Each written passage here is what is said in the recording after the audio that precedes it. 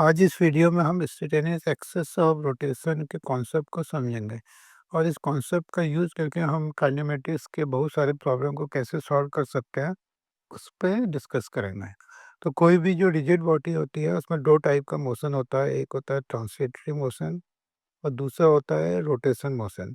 तो हम जो ट्रांसलेटरी मोशन के कारण जो काइनेटिक एनर्जी पैदा हो रही है और रोटेशन मोशन के कारण जो काइनेटिक एनर्जी पैदा कर रहे हैं, तो दोनों का अगर जो सम देखा जाए तो 1/2 आई इसमें आई ए ओ आर के अगेंस्ट में जो बॉडी का moment of inertia into omega square के बराबर होता है। तो इससे हम कह सकते हैं कि किसी पर्टिकुलर स्टैंड में वो बॉडी किसी एक पर्टिकुलर पॉइंट के अक्रॉस प्योर रोटेशन मोशन कर रहा है।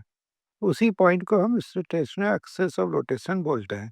तो बॉडी किसी भी बॉडी के कोई भी पॉइंट का जो वेलोसिटी होगा with respect to status axis of rotation वो v इक्वल टू आर, मतलब उस पॉइंट का वो स्टेटस एक्सिस ऑफ रोटेशन से जो डिस्टेंस है इनटू ओमेगा के बराबर होता है।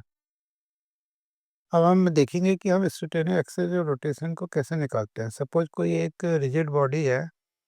सबसे पहले कि जो हमारा इंस्टेंटेनियस एक्सिस ऑफ रोटेशन होता है उसका जो वेलोसिटी होता है वो उस किसी और पर्टिकुलर स्टैंड में उसका वेलोसिटी हमेशा जीरो होगा। ओके। और जो रिजिड बॉडी होता है उस आईओ आई ए ओ आर के अगेंस्ट एक पर्टिकुलर एंगुलर स्पीड से घूमता है। तो हम कह सकते हैं कि आई ए ओ आर के रेस्पेक्ट में किसी एक पॉइंट का हमें जो वेलोसिटी होगा वी ए वो उसके radius vector from IOR into omega के बराबर होगा। अब हम डिफरेंट बॉडी में कैसे स्टैंडर्ड एक्सेल रोटेशन को डिसाइड करते हैं वो हम समझेंगे। जैसे कि एक रिजिड बॉडी है, इसमें दो पॉइंट दे रखे हैं ए और बी। ए का वेलोसिटी वी है और वी बी का वेलोसिटी वी बी है। तो दोनों वेलोसिटी से हम के परपेंडिकुलर जो इंटरसेक्शन पॉइंट होगा वही हमारा उस पर्टिकुलर रिजिड बॉडी का स्ट्रेट एक्सिस ऑफ रोटेशन होगा। तो इस जो बॉडी के सारे पॉइंट जो है इस स्ट्रेट एक्सिस ऑफ रोटेशन के अगेंस्ट में एक एंगुलर वेलोसिटी से मूव करेंगे। सपोज दो पॉइंट का वेलोसिटी, एक रिजिड बॉडी में एक ए पॉइंट है बी पॉइंट है, उसका वेलोसिटी जो है वी ए और वी बी दे रखा है, डिफरेंट डिफरेंट वेलोसिटी है। तो इसका जो वेस्टर्न एक्सिस रोटेशन निकालेंगे तो जो वेक्टर का जो टेल है उसको कंबाइन करके और वेक्टर के हेड को कंबाइन करके जो पॉइंट में मिल रहा है उसको आयो वो उस पर्टिकुलर रिजिड बॉडी का एक्सिस ऑफ रोटेशन होगा। यदि दो ऐसे पॉइंट है जिनका वेलोसिटी सेम है और मैग्नीट्यूड भी सेम है तो उनका जो स्टेशनरी एक्सिस ऑफ रोटेशन होगा वो इन्फिनिटी में होगा। तो हम कह सकते हैं कि ऐसे रिजिड बॉडी के सारे पॉइंट जो है एक कांस्टेंट वेलोसिटी से मूव कर रहे हैं। इसमें केवल ट्रांसलेटरी मोशन हो रहा है, there is no rotation motion in this case. यदि किसी दो पॉइंट के वेलोसिटी का मैग्नीट्यूड सेम है और डायरेक्शन अपोजिट है तो उसका आयुष्य निकालने के लिए हम वही जो वेलोसिटी वेक्टर के टेल को आपस में जोड़ लेंगे और परपेंडिकुलर, और इनके हेड को आपस में जोड़ के जो इंटरसेक्शन पॉइंट होगा वही आपस में एक्सिस ऑफ रोटेशन होता है। अब इन कॉन्सेप्ट को यूज करके हम कुछ से प्रॉब्लम को आ, समझाएंगे। जैसे ये टू का पॉइंट नंबर 1.12 एक प्रॉब्लम है। इसमें बोलता है कि एक प्लाईवुड है जो एक किसी स्मूथ सरफेस में, इसमें दो पॉइंट दे रखा है ए एक पर्टिकुलर वेलोसिटी यू और बी एक पर्टिकुलर वेलोसिटी वी से मूव कर रहा है। तो हमें पॉइंट सी का वेलोसिटी निकालना है। तो इसमें ए और बी दोनों का वेलोसिटी वेक्टर देख रहे हैं कि एक दूसरे के पैरेलल है, दोनों का मैग्नीट्यूड भी सेम है। तो इस पूरे सिस्टम का जो स्टेटनिक एक्सिस ऑफ रोटेशन होगा वो इन्फिनिटी में होगा। तो इन्फिनिटी में क्योंकि स्टेटनिक एक्सिस ऑफ रोटेशन है तो इसके जितने भी पॉइंट होंगे, चाहे सी होगा कोई डी ई, जो भी पॉइंट होगा सबका वेलोसिटी जो होगा वी होगा और डायरेक्शन ए और बी के पैरेलल होगा। ओके। अगला पॉइंट ये दे रखा है, ये भी क्रोटो का 1.27 है। सपोज एक रिजिड बॉडी जो है हमारे दो स्लैब के बीच में फंसी हुई है और एक स्लैब v1 वेलोसिटी से राइट हैंड साइड के लिए और दूसरा v2 वेलोसिटी से लेफ्ट हैंड साइड की ओर मूव कर रहा है। तो इस पॉइंट को भी हम स्टेशनरी एक्सिस ऑफ रोटेशन से निकाल सकते हैं।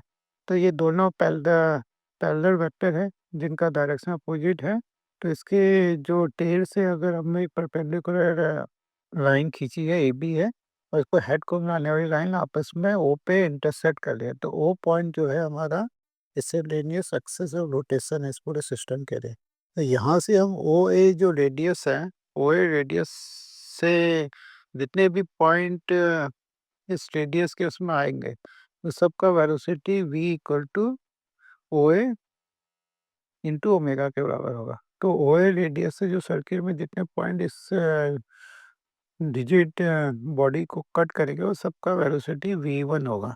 इसी तरीके से जो पॉइंट OB रेडियस से इस सर्किल को कट करेगा तो उस सर्किल में आने वाले रिजिड बॉडी के सारे पॉइंटों का जो वेलोसिटी होगा उसका वैल्यू v2 के बराबर होगा। ओके, इस क्वेश्चन में क्या बोलता है कि एक ये सिलेंडर है, ये एक मूविंग स्लैब में रखा हुआ है जो भी वेलोसिटी से पॉजिटिव एक डायरेक्शन की ओर मूव कर रहा है और दोनों के बीच में कोई भी स्लिपिंग नहीं है। तो स्लिपिंग नहीं है तो मतलब जो सिलेंडर का जो पॉइंट इस स्लैब से टच कर रहा है उसका वेलोसिटी भी स्लैब की वेलोसिटी के बराबर होगा, मतलब v के बराबर होगा। दूसरा ये बोलता है कि इस पे एक ये रूप से बधा हुआ है एंगल अल्फा। तो इस क्वेश्चन को भी हम स्टेटेनर एक्सिस ऑफ रोटेशन मेथड से सॉल्व कर सकते हैं। सपोज इसका जो सेंटर ऑफ मास है वो उसका वेलोसिटी v0 है, ठीक, और जो पॉइंट A है उसका velocity with respect to ground आपका स्टेप के वेलोसिटी v के बराबर होगा। और जो ये पॉइंट है आपका B जिसमें ये जो थ्रेड है ये मतलब टच कर रहा है, तो इस पॉइंट में दो वेलोसिटी होगा। एक तो आपका ट्रांसलेशनल वेलोसिटी v0 जो पॉजिटिव एक्स डायरेक्शन की और होगा, दूसरा इसमें जो रोटेशन मोशन हो रहा है ओमेगा ओमेगा जो थ्रेड के डायरेक्शन के लिए होगा। इन दोनों का जो कॉम्बिनेशन आ रहा है vector sum v0 plus WR, ये पॉइंट P का v आ रहा है। तो हमारा एक B पॉइंट का हमें वेलोसिटी पता चल गया और एक दूसरा O पॉइंट का वेलोसिटी हमें पता है। तो इन दोनों वेलोसिटी के से हम इस पूरे सिस्टम का इससे रेडियस एक्सिस ऑफ रोटेशन निकाल सकते हैं।